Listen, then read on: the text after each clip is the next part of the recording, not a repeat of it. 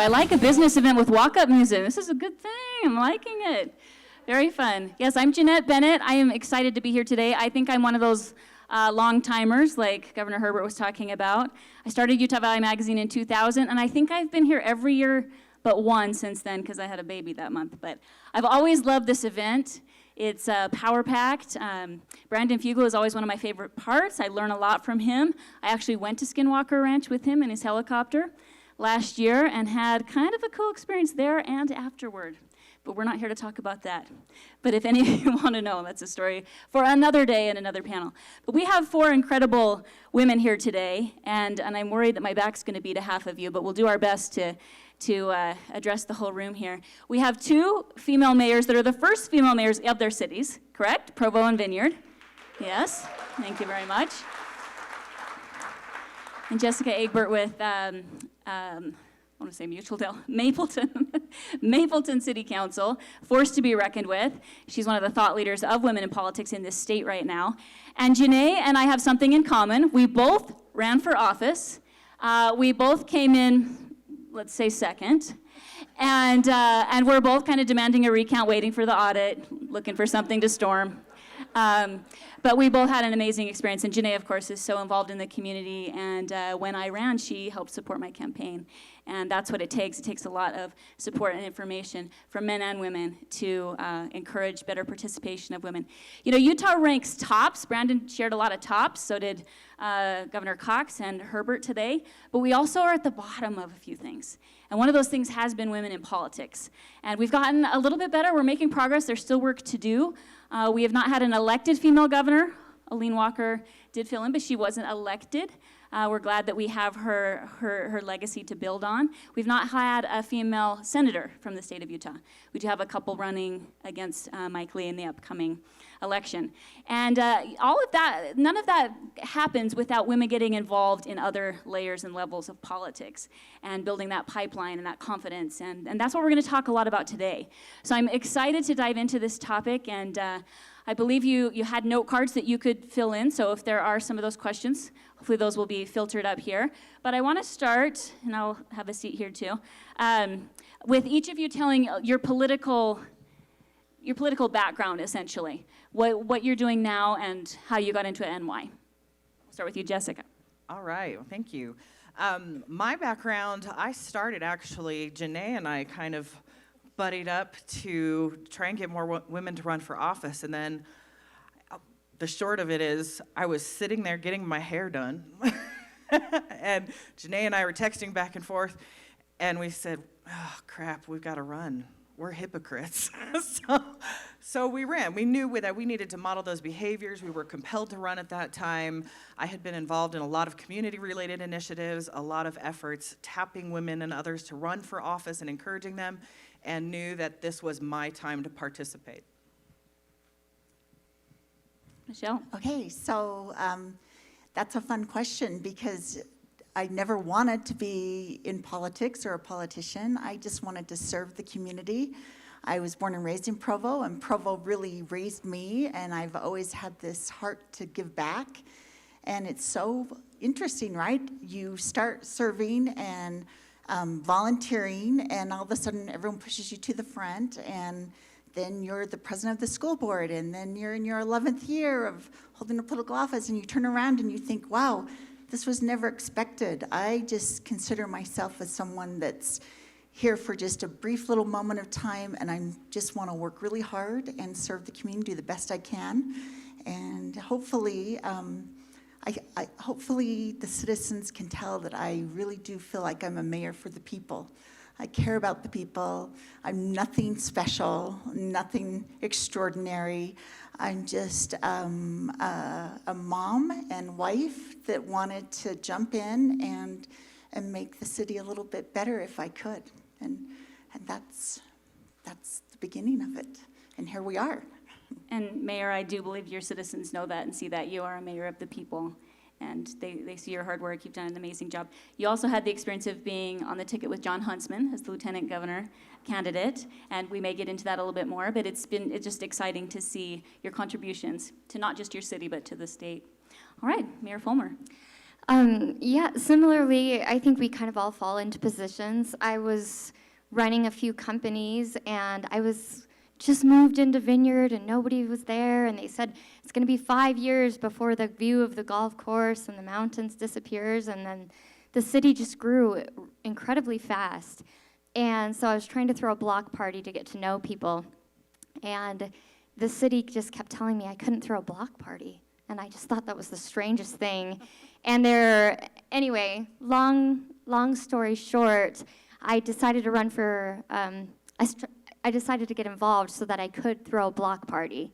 And the mayor appointed me as a planning commissioner. And then once you get involved, you start realizing what's there and why you care. And I ended up being elected for city council. And then I just got to know the people. And we kept growing rapidly. And I kept getting to know the people, and I knew the city, and I had skills that I knew could help Vineyard grow fast. And when it came time to step up for mayor, I had the skills to be able to do it, and I knew that the people needed somebody to champion their causes, and I wanted to be a voice for the people, and so I stepped down, and now I'm just chairing my companies and watching other people live the private life and put myself in the public. So.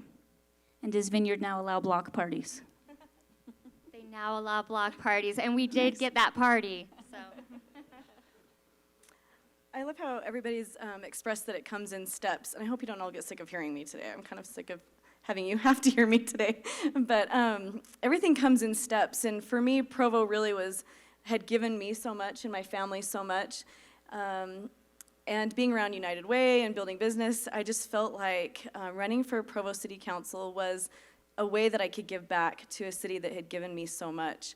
I didn't have any experience politically in the past, but I was excited to get to know the business of the city, having the business experience. And I think it came down to, like Jessica said, we're hypocrites. If we're inviting everybody else to run and we're not willing to jump in ourselves, it kind of was a tipping point, as well as I have 6 daughters, and they leave every day with me telling them that they can do and be whatever they want to be, and they can be a woman leader, and I really believe that. And so as hard as it is to run for any office, I wanted my daughters and all other women to see that whether you win or lose, and in my case I lost, it was still an awesome experience to step out and give it my best. And how has that changed, running for office and yet not taking office? We'll start back and come around. What did you learn that has changed you as a voter, as a community member? I'll never look at all those annoying signs the same. I drive around and I have so much respect for everybody that will get out there and jab their sign in the grass and ask people to support them. It is so much work, and it is, you really, you're putting yourself out there. So regardless of who I vote for, I have great respect and admiration for people that choose to put their name out there and do the best that they can to serve. So, thank you. All right, so we talked a little bit about statistics, and Utah ranks, I think we're 32nd actually, because we do have a female lieutenant governor and we have made some strides. But we're not where maybe we could be with women's involvement. But statistics don't always tell the whole story. I would love to hear from each of you, or whichever one of you would like to comment on what is the climate for women in politics. Beyond those statistics, what does it feel like? What are some anecdotes you could share about what it is like for women to run for office and take office? Mayor Kafusi, looks like I see the wheels turning. All right. First of all, I just want to say that every woman deserves to be at the table. And the only thing holding us back and holding you back is what's in your mind. And I would just encourage women, kind of get over that. People say, well, women come into politics with a chip on their shoulder. I hate that when women do that, because it doesn't serve us well at all. I come to the table and deserve to be there and have every right to be there just as much as the wonderful men I work with. I learn from them every single day, and hopefully they're learning from me. It's been a lot of fun being the first woman mayor in Provo. I don't think they knew what to do with me at first, because we're multitaskers, right? We kind of move fast and furious. I heard my CAO on the phone saying, oh no, it's my 10th mayor. I love working with her, but she works fast, so you got to keep up. you can't slack with her because she'll just roll right over you. And I thought, is that a compliment or not?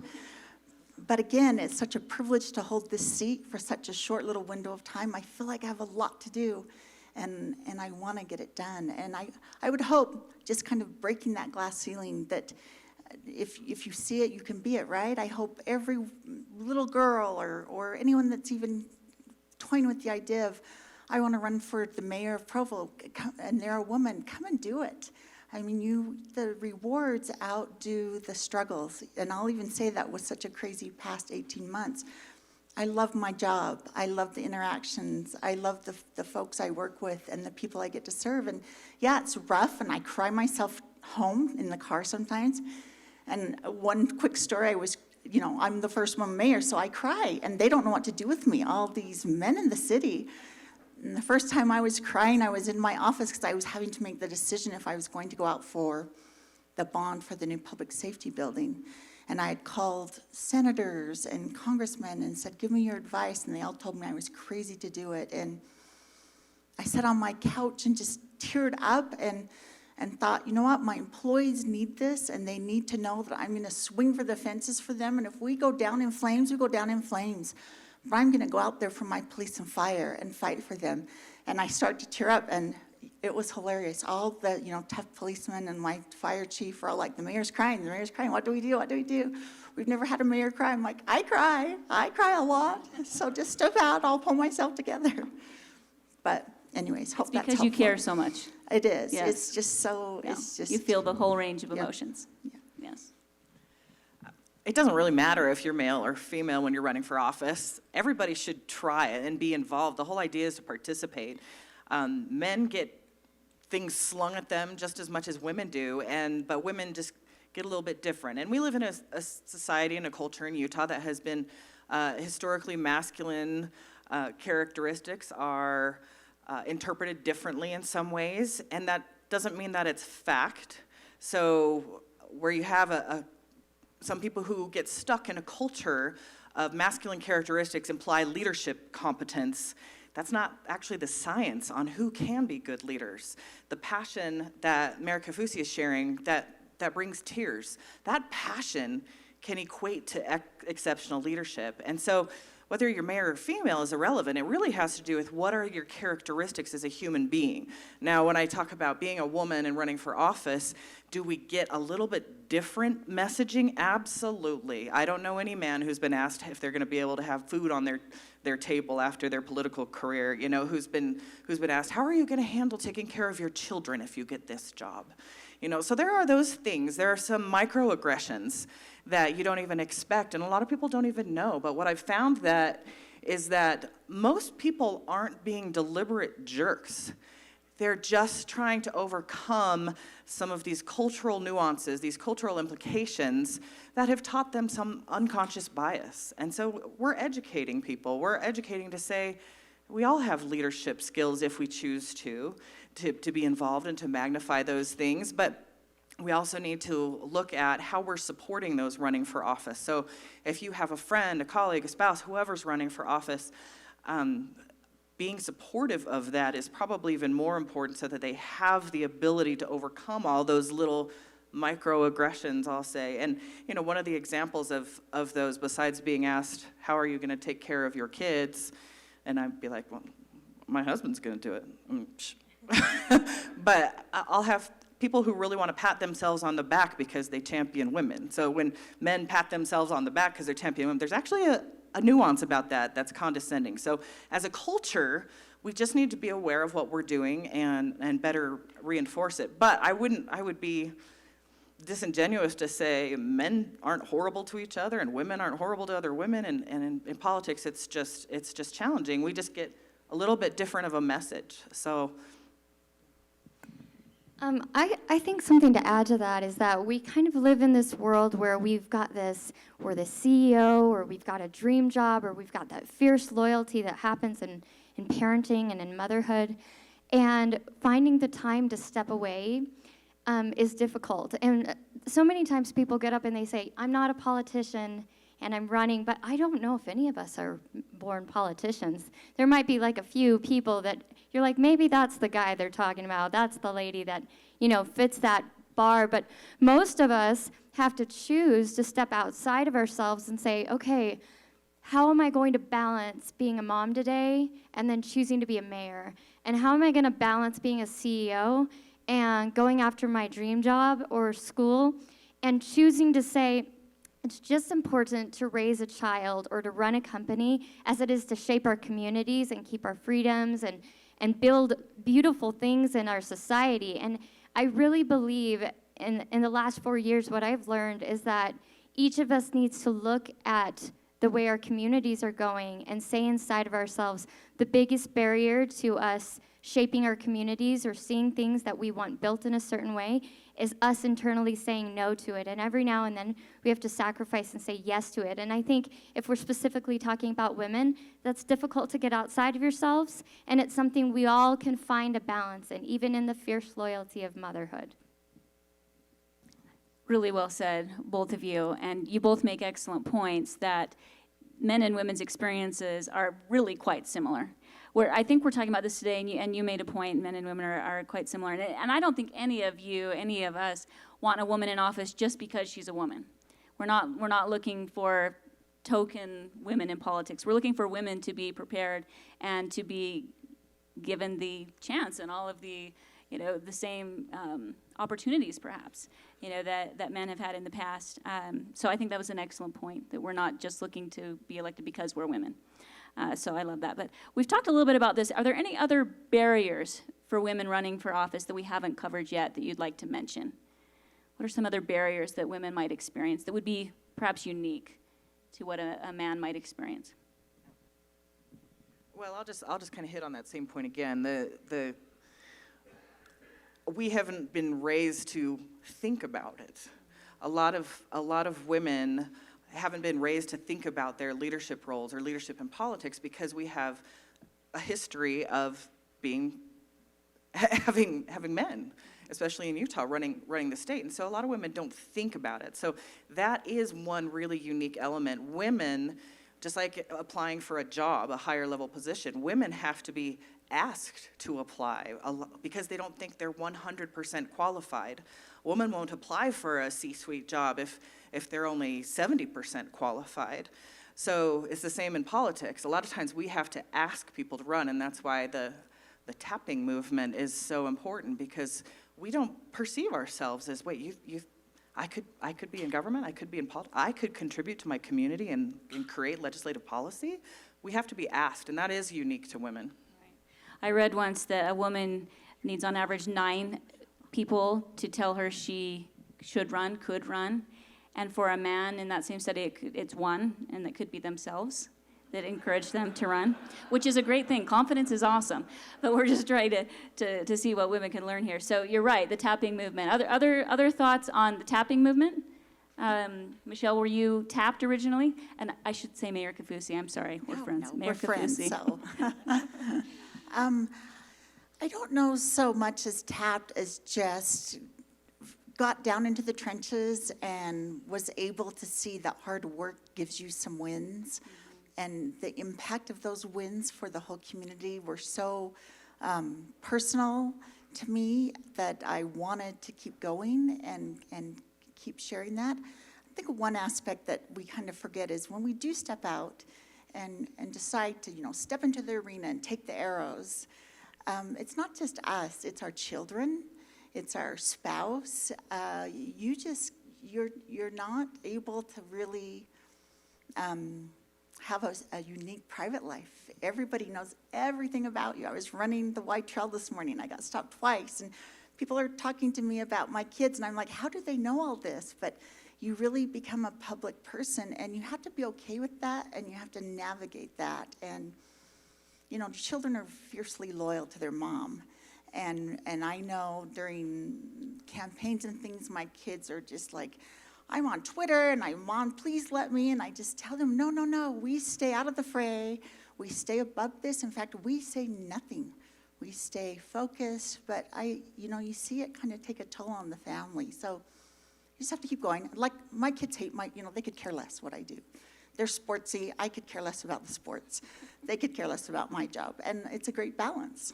I think you told me once you had never watched an entire BYU game No, before. I have stuff to do. What? I will go and slip She goes out. home and fixes food while they're finishing the game. Yeah. Did you guys win? Either way. It's a priority. Food matters. That's really.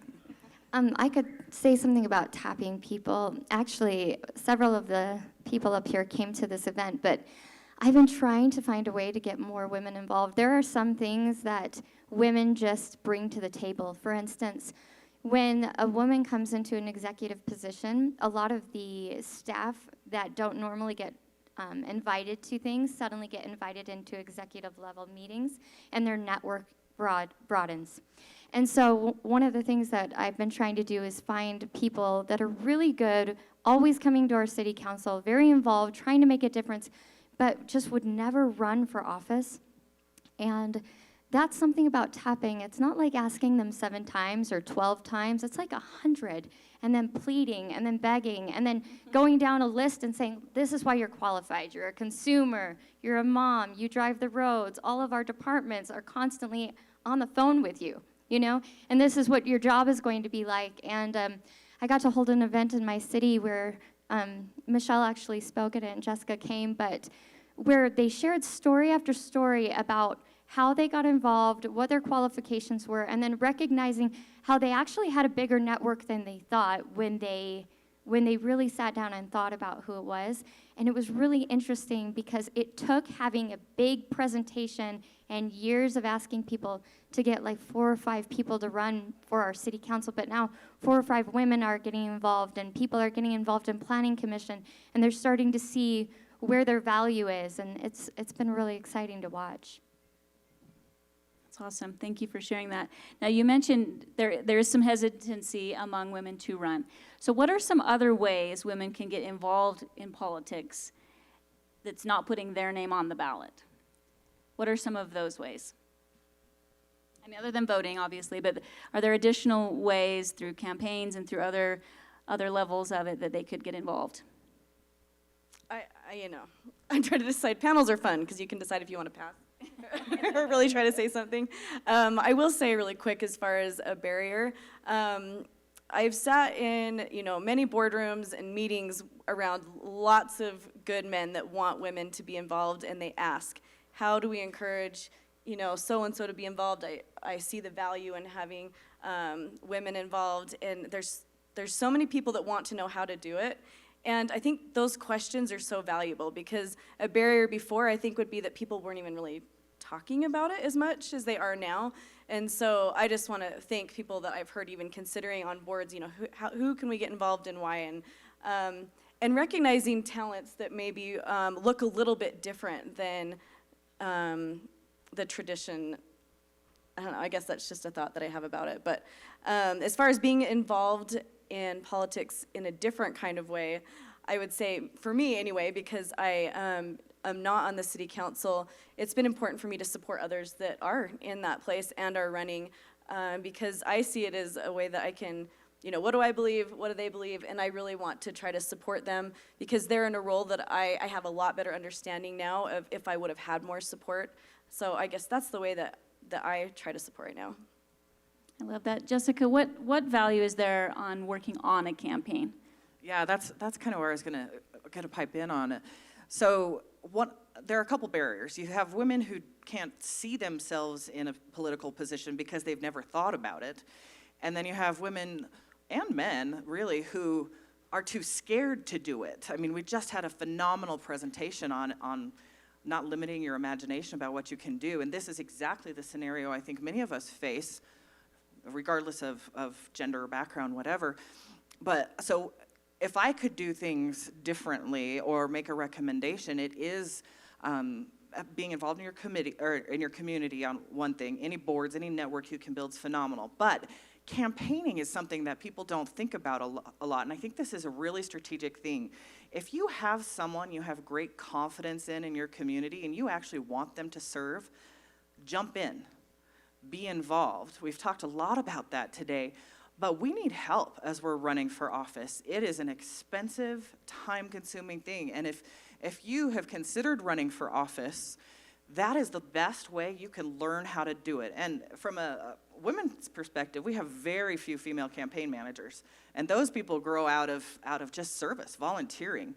Even if you don't want to get that far, put a sign in your yard, make a campaign donation, talk to your neighbors, host a little town hall. You know, there's so much you can do to get your toe dipped in so you can start overcoming those fears. And I think anybody can participate in that. It gets a lot less scary the more education you have about the process. Yes, I think so. I worked on Spencer Cox's campaign, and I think that was one of the reasons I felt that I maybe had a little bit of knowledge and experience when the opportunity opened up for me to run. So I agree, being part of a campaign, you learn so much. You learn things you didn't know. Do we have a couple questions here? So of the 7 questions, you've answered 6. All right? So good. But here's one that still is out there. What can we do to encourage younger women to get involved in serving their community? Excellent. Younger women. How do we start that pipeline when they are teenagers? I'll give a couple of suggestions. First of all, we can model the behaviors. Model being involved. As parents, as community members, model being involved. Secondly, your communities have great opportunities for kids to be involved, especially teenagers. You've got your youth city councils, the AG's office has its Teen Titans program. So there are actually structures in place to take your young women, your young men, whomever, and get them involved in the process. I'll pass on for others. Yeah, so you touched on one of our favorites is our youth council, and something I love is meeting with women. I get a lot of great dads that will say, I have 6 daughters, and can they come in and meet you? And I love it. I go into the public schools, I meet with every little girl I possibly can, and I have a little kit I give them with a little button that says future mayor, and talk them through it, and hopefully just open their mind to think big. And like I said, if you can kind of see it, then they think, wow, this is something I could potentially be someday. And a good role model really helps.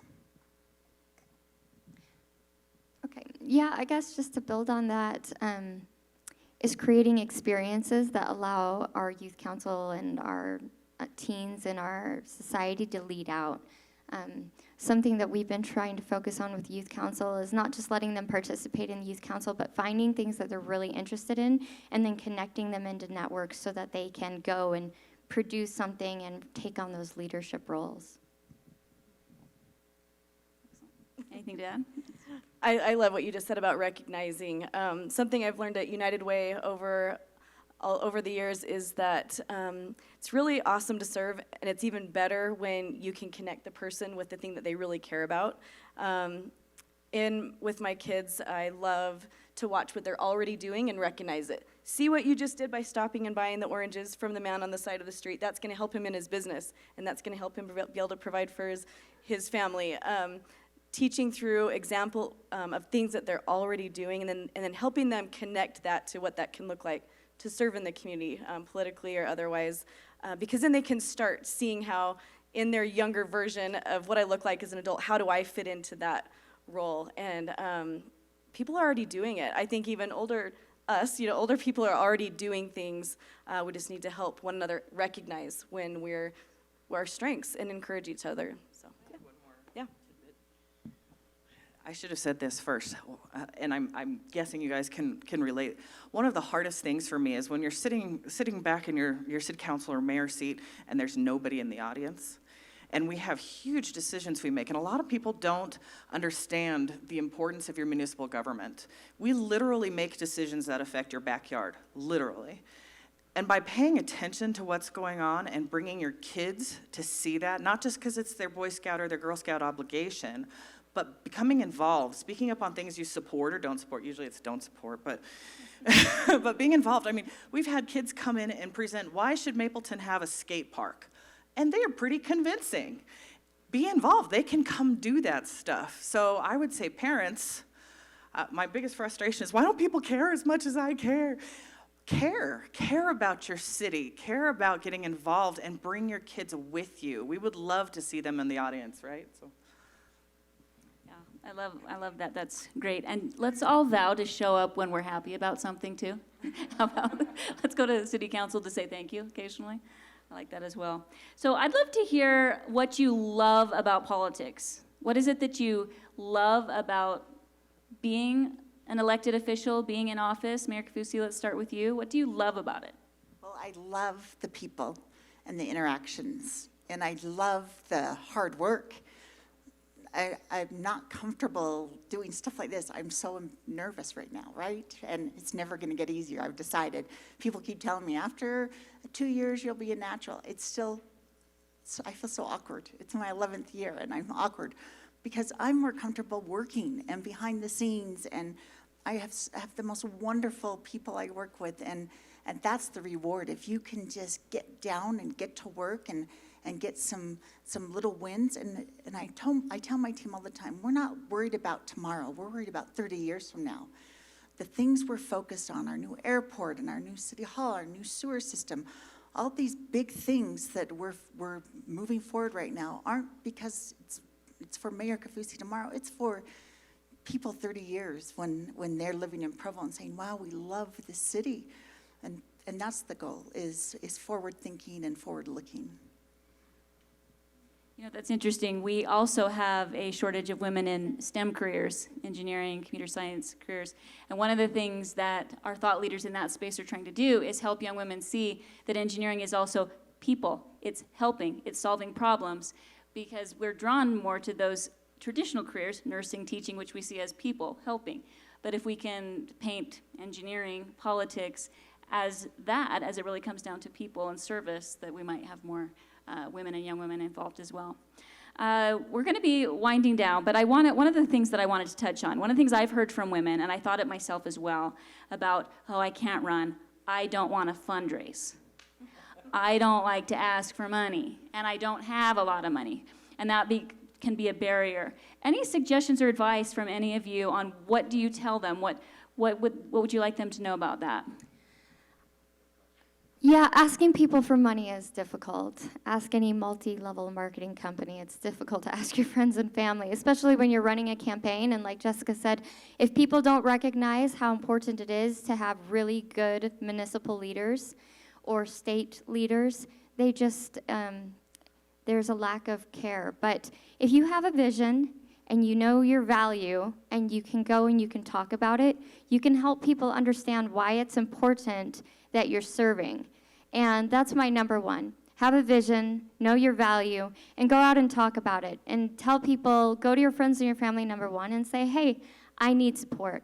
It doesn't always have to be financial. There's so many in-kind things. Underdogs always win. If you're out there knocking doors, there's lots of ways to make it happen without money. But speaking to all of the business owners, go out and ask people who are running, support the people that you care to see in office. And if you're running for office, if you're going to take the plunge, don't be afraid to ask, because the people that support your vision, the people that know your value, the people that are willing to talk to you will understand that it costs money to get your name out, to get your face out, and they will take that plunge and they'll make that sacrifice with you. I didn't win, but I fundraise. I am still grateful for everybody that donated to my campaign. I think about you. A lot of them are friends in here. I think about you all the time, actually, because you're putting your name out there. You know that you're spending their money, and then when you don't win, there's kind of like this, I used their money and I didn't even win. But I had to think of the greater cause. Why am I asking? And then I would also say that I never planned on running for city council, but because people have always been important to me, it wasn't hard for me. I had a network built already of friends that came to me or that I could ask, and it wasn't a hard ask because they were already my friends. I didn't feel like I had to go to people I didn't know and beg them for money, although I did that as well. But I just think, people are the most important thing. So build your network and care about people first, and then the fundraising is easier. Can I say one more thing? One more thing is, a lot of people, when you first start running and you're not used to it, you're like, I don't want people to think that I'm being bought or paid off by these people. But something to remember is that everything is public and transparent, and people know where the money comes from, and they watch your decisions. And one of the things that they need to recognize, and that internally we need to recognize is that the people that are investing in us, it's because they support and value the vision that we're carrying and trust that we're going to make good decisions. And so you can be yourself and carry your values, knowing that those people that are donating to you support what you're bringing to the table. Excellent. We are actually about out of time, but just in summary, I've loved all 4 of your messages and the things that you've done to serve the community and the things that you will do. This is important for all of us to pay attention to. We all know that a family works best when there's a husband and wife. We know that a company around the boardroom, we need representation of all parts of the community to make the best decision for the consumers. If you have a consumer product and no one around the table actually is your consumer, that's a problem. And we have some big problems in our community, which is amazing, but we have space problems, we have traffic, we have things we need to solve, and in our country as well. And we need representation. We need good thought leaders from all over. It benefits all of us to have men and women around the table making decisions. So thank you for letting us take some time today to talk about women in politics. Let's give a round of applause to these 4 awesome panelists.